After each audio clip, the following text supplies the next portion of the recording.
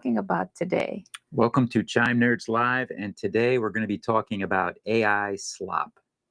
It's a pejorative term that's used now, it was coined in 2020, and it means sort of like the new version of spam. And you know what it is. It's starting to become prevalent, and in the next 12 to 18 months, it's going to be everywhere. Yeah. So what does this mean for you as a realtor and a real estate marketing professional that needs to stand out? Your brand voice is more important than ever. And that's what we're going to be talking about today is AI will not build your brand. You will. Awesome. Okay. How real estate agents can use AI in 2025 without losing their voice, Floyce. AI, like you said, is everywhere. We have AI in Canva, Grok, Cloud, ChatGPT, you name it. All these AI tools are great. However, the problem is agents are starting to sound the same caption, same hook, same description. How do you stand out as an agent?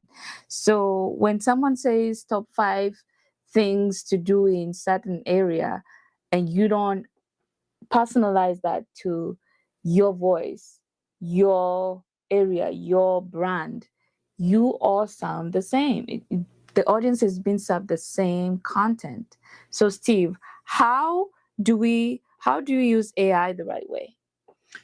Yeah, and I want to pause and say that the reason we decided to do this topic today was because yesterday we spoke to one of our people, Lofty users, and we were talking about ads. Yeah. And I asked her how she was doing her Facebook ads, how she was doing her Google ads. Yeah. And she said, I don't know. I just asked ChatGPT and it told me what to do.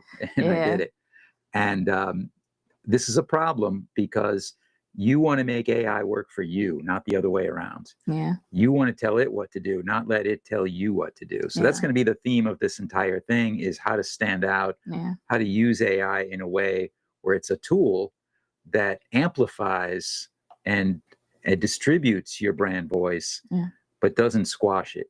The worst thing you can do in sales and marketing is sound like everybody else. Yeah. And a lot of people using AI now, you see it, it's out there. You can tell. It's got the long dashes everywhere. It's got the overused jargon. Yeah. It's got the over formal tone to it. Yeah. So we're going to talk in this live about how to do better, how to differentiate yourself. So going back to your question, how do we use AI the right way? How do we become the driver? So I think your first question was about what, hyperlocal, how to use it in a hyperlocal setting. So it is everywhere. And let's say the top 5 things to do in Fort Lauderdale, right? Mm-hmm. Everybody's got that. You can plug that into ChatGPT and get that everywhere. But what's going to set you apart and do your brand voice? We want to hear your specific take on the top 5 things to do in Fort Lauderdale. Maybe stories of some great restaurants that you ate at, or actually take us out into the field.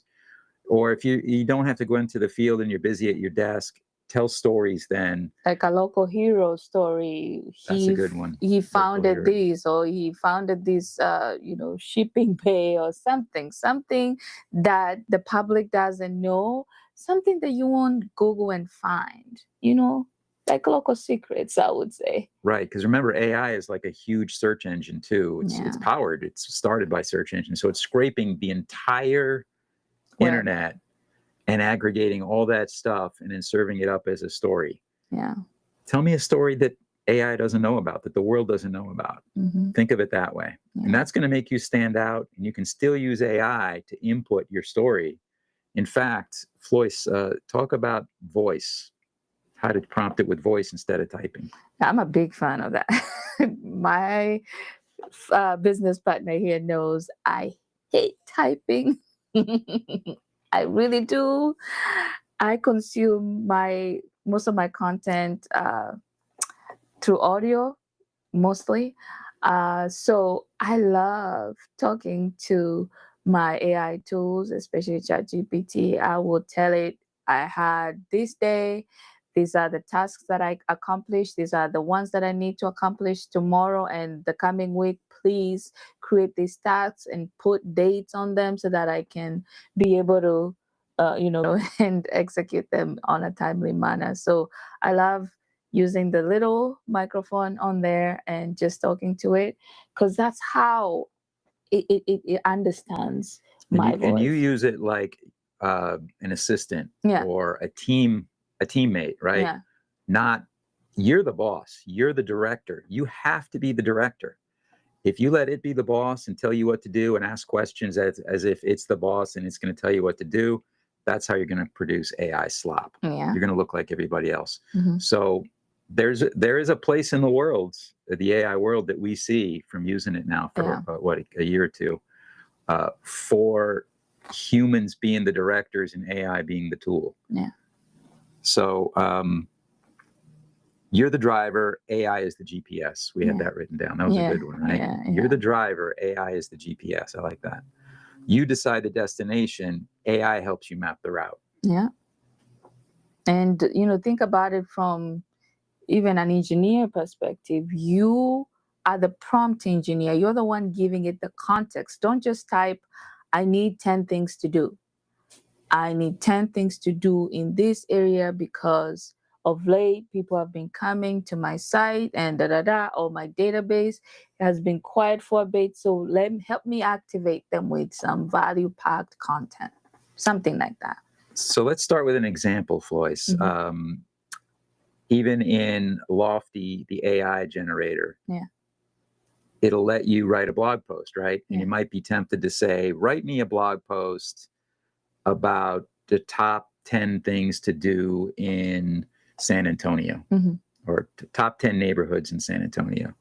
But what would be a better prompt? Maybe help me write a post about how I helped a veteran buyer close on his first home, but keep it emotional and short. This is for Instagram Reels.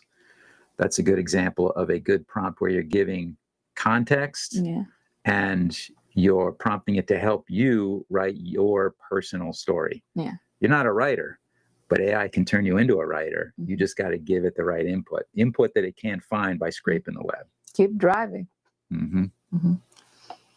So that's a good one. And then always, we have here in our notes, always edit AI output with your voice. Yeah, right? This is very important. Once it spits out what you prompted, you gotta proofread it. And if you don't like reading like me, there's a microphone right there. There's a speaker thing that you can click on, and it will read that out to you. We do this a lot on our, when we drive around, so that we listen. There's something about listening too, other than just reading, that you hear and you're like, nah, that doesn't sound like me. Let me pause. Let me fix something. So that's a good one. So you want to train your AI on your voice, your humor, your phrasing, your rhythm, and tell it that. Tell it you use and then talk into it instead of typing. You could even do this on the road, in the field, by using your phone and having ChatGPT or one of the AIs. They all have apps on the phone now, right? Yeah. I like this one, the brainstorm. The next one, use AI to brainstorm ideas. Ooh, this is a good one. We do this a lot. Yes. Because we are a creative agency. We come from the creative world, so we're used to brainstorming with teams. I came from the ad agency world, and we had teams that would get in the bullpen, and brainstorming means anything goes. Anything you goes. Throw everything out on the table, no matter how terrible the idea is, and then we all beat it up and do thought experiments. You can do that with AI now. I don't need a whole team to do that. I can sit there and throw my crazy, stupid, ridiculous ideas around with ChatGPT, Grok, Perplexity, Gemini. I tried different ones because they each have their own strength. We can talk about that later.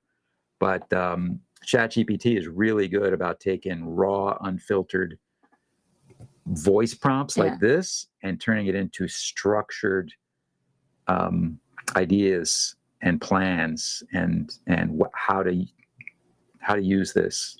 And if you're, let's say, in a situation where you're offline, you cannot access internet, or you have spotty internet, a good tool, I know there's some Apple people out there, I'm in the Android camp, I love using my voice recorder. Yes, the one that comes, it's on the app. I hope once we cut this up into snippets, we'll be able to plug which one exactly I'm talking about. That has a transcribe feature, and it has an AI tool in there too. So what we normally do in some cases, like when we're out driving, we will talk to the voice recorder. We call them marketing rants. So we rant, we rant ideas, we record them on the voice recorder, and then we transcribe that, and it lets you share to ChatGPT directly from there, or you can save it as a text and text file, and then push it up to ChatGPT or any other AI platform, and this will work. This works great for us. That's a great pro tip. And that is how you're going to stand out in the world of AI, Slop, right there. Yeah. Is you need to train the AI about you and your brand and your voice and your thoughts and your opinions. So we have here a good quote, Floyce. Think of AI as your assistant that helps you organize your thoughts, not as a ghostwriter. Yeah. I think a lot of the agents that we see online are using it as a ghostwriter and asking it to do the writing. You're asking it to do the thinking. Yeah.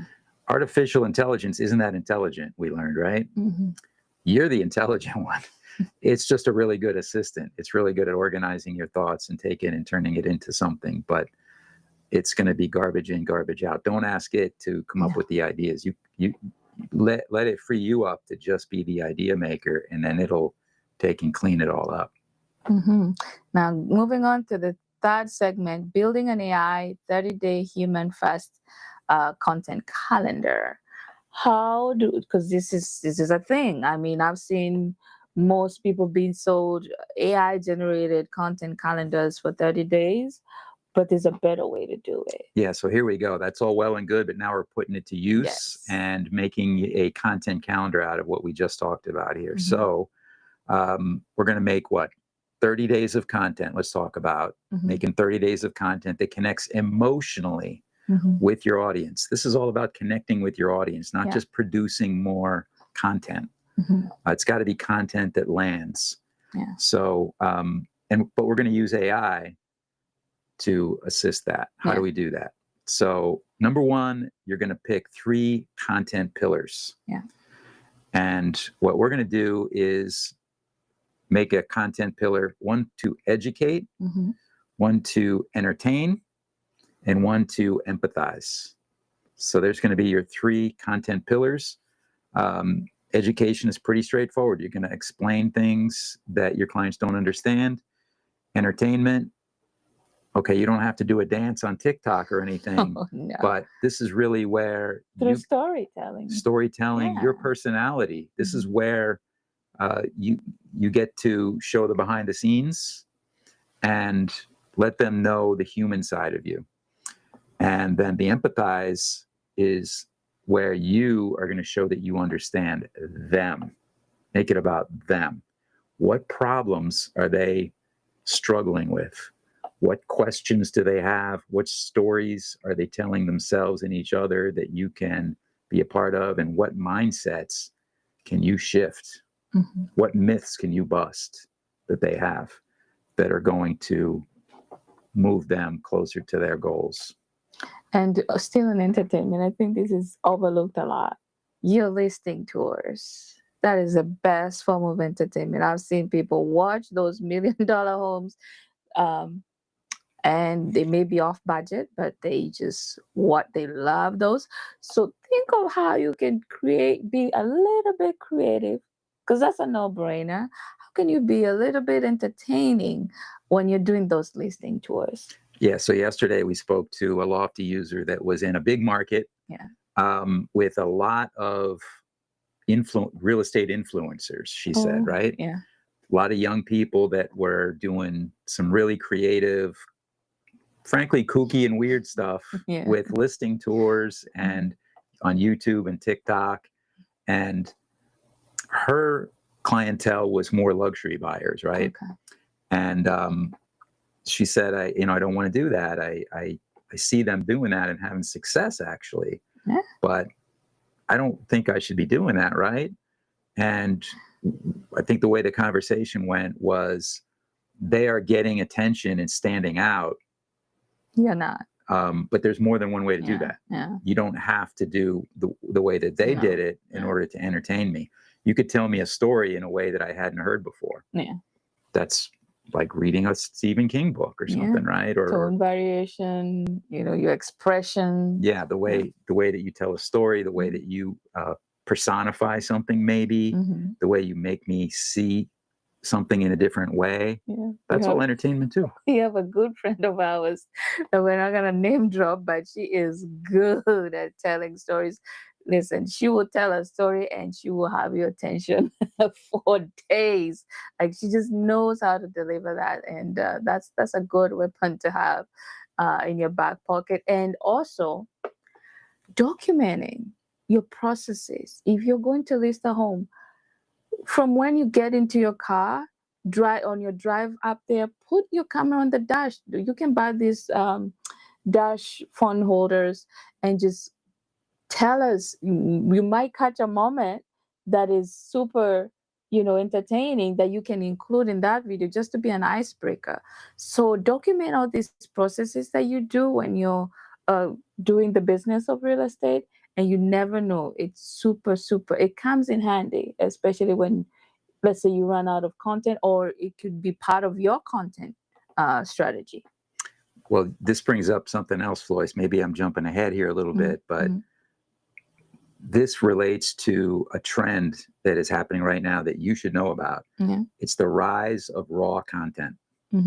With all of the AI slop that is out there, have you noticed that all the content is getting more and more lo-fi?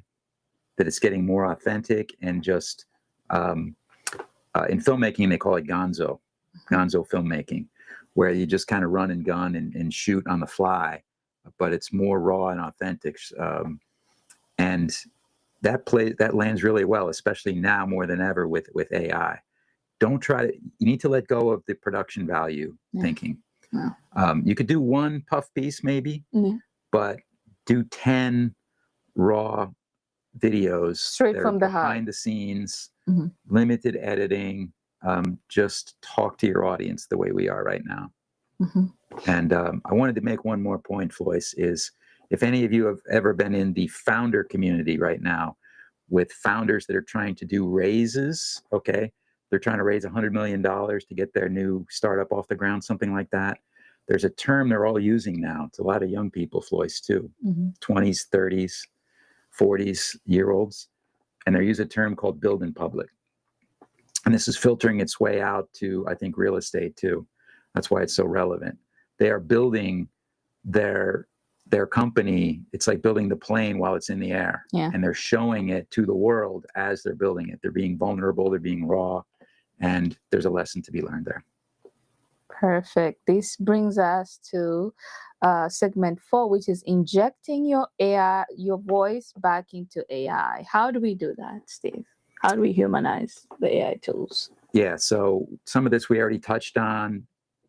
First of all, add local references and be hyper-local. If you've watched our content, you know we are very, very bullish on hyper-local content. It plays really well. And going into 2025, Floyce, it's going to play even more with all of this AI stuff. The more of a generalist you are, the harder of a time you're going to have.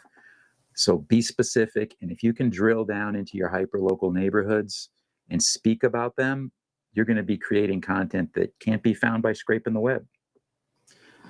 So another tip is to use sensory language. So use language like the smell of fresh paint in your first home, something that captures a moment and the sense that you got, the senses that it triggered when you were in there. That, again, really humanized. We're looking to humanize it. And then we have speak in voice notes. We already talked about that. Transcribe it and then polish it. And then finally, include slang, rhythm, or even faith-based perspective. There's a place for that. And really, it should be your voice. But I think we're giving you permission to let go, to be yourself. Okay. I think a lot of real estate agents that we work with are just trying to be so professional, right? They're Yeah. trying to kind of put on a show, and we're giving you permission to loosen up, be yourself. So moving on to segment 5, which is where I think you are an expert on, is example of prompt frameworks to keep it real. How do we prompt? Example prompt frameworks to keep it real. So here are some plug and play AI prompts agents can use today. Okay, so the first one, Floyce, we're going to talk about is for a 30-day calendar that we talked about. So the prompt might look like this. Maybe we'll put it up on the screen for one of these. But you might tell it something like, create a 30-day real estate content calendar focused on buyers, sellers, local market, whatever it is, and plug that in there. Be specific. Make sure the tone feels human, conversational, and community-based. Add one short video idea, one caption, and one story question per day. Okay, so that's for a 30-day. That's your prompt for a 30-day calendar. Okay. So next, let's do a prompt for human-centered reels. This would be what? Instagram reels and Facebook reels. So you're going to tell it the following. Write me 5 reels scripts that sound like a real agent talking to a friend over coffee about the home buying process. Keep it 30 seconds, add emotion, and skip the fluff. Okay, boom. And the next one, okay, let's do one for personalized captions. I'm a, and then you're going to insert the type of realtor you are, family-focused agent, helping first-time buyers in Florida, for example. Write me 3 Instagram captions that sound authentic and reflective of my brand. Friendly, educational, and faith-driven with subtle calls to action. Okay, so that's what? 1, 2, 3, and then number 4, let's do one for email nurtures. Here's your prompts. Example. Rewrite this email to sound more like me, less corporate, more like I'm texting a client I've known for years. Keep the structure, but make it warm and conversational. So this final one, Floyce, brings up a point that I want to make for all of us, is to iterate. I feel like not enough people use AI to iterate. So they throw in a kind of generic prompt, give me a, write me an email, and it spits something back, and they take and use that. We don't do it that way, right? Again, I come from the creative world, so we iterate constantly. So when it comes back to me, I run it through a rigor process, I call it. I ask it to ask me clarifying questions until I know that it's 95% sure that it's given me the best possible answer. I ask it what ifs, or let it challenge me with what ifs to sharpen it up. And then I'll always throw in something to make it personalized to me. Maybe the slang, maybe to humanize it, maybe some specific thing that I know it can't find out there by scraping the web. All right. So segment 6 is the call to action, which is, now let's talk about, in general, what you should be doing. AI won't replace agents. That's a fact, right? But agents who use AI will replace those who don't. So it's all about you knowing how to use it and standing out, because it does help move things forward. It does help with the workload that you have as an agent. Instead of like starting from ground zero, writing some of these scripts, some of these descriptions, you just talk to it and it will spit out something that you can then polish. Then the other thing is the secret, blend automation with authenticity. As much as you want to, automate, make it authentic. Put your own voice into it and let you be heard in every email that goes out, in every content, caption, description that goes out, it sounds like you. And then keep your brand human. Let the AI handle the heavy lifting, not the talking.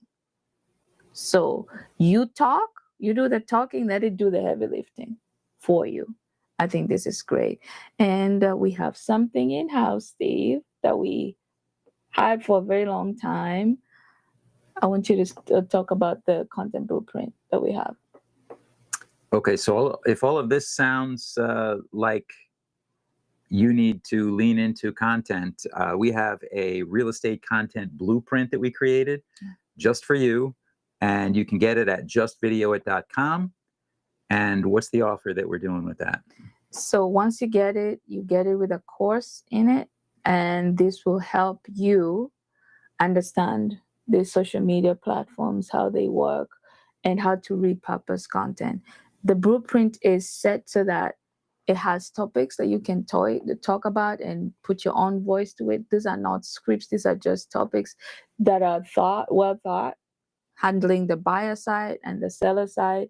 And now you plug that into ChatGPT and you tell it what you want it to sound, what you want the outline to sound like, and then now talk about it. Right? Tell it to give you your talking points. Right. So this is your blueprint to stand out in a world of AI slop. All the blueprint is there. The outlines are there. Everything that you need to create your own content in a podcast style interview. You're going to interview somebody like your lender or a colleague or one of your agents if you're a team lead or something like that. And this is going to be the connect the dots roadmap. It just roadmaps you all the way through it, right? Yeah. And this has 90 pieces of content, meaning you can have content for 3 months. 90 days of content right there. Yeah. So if you're stuck and you don't know where to start, that is it right there. It's well thought. We worked on it together. I'm licensed, so I know the process. He is We in the spent dozens and dozens of hours putting it together, and you can get it at justvideoit.com. That is it for today. I hope this was helpful. Close us out. Okay, so closing thoughts. I would say AI is not going to replace agents, but agents that use AI are going to replace agents that don't. Mic drop. So learn to use it. It's a tool. Just make sure that you're the boss. Yeah. And you're telling it what to do, not the other way around. Mm-hmm. We will see you tomorrow, same time, same place. And we hope to connect with you also on TikTok, because we are going to be going live there too in the evenings. Thank you for watching. Find us on all social channels at Chime Nerds. All right.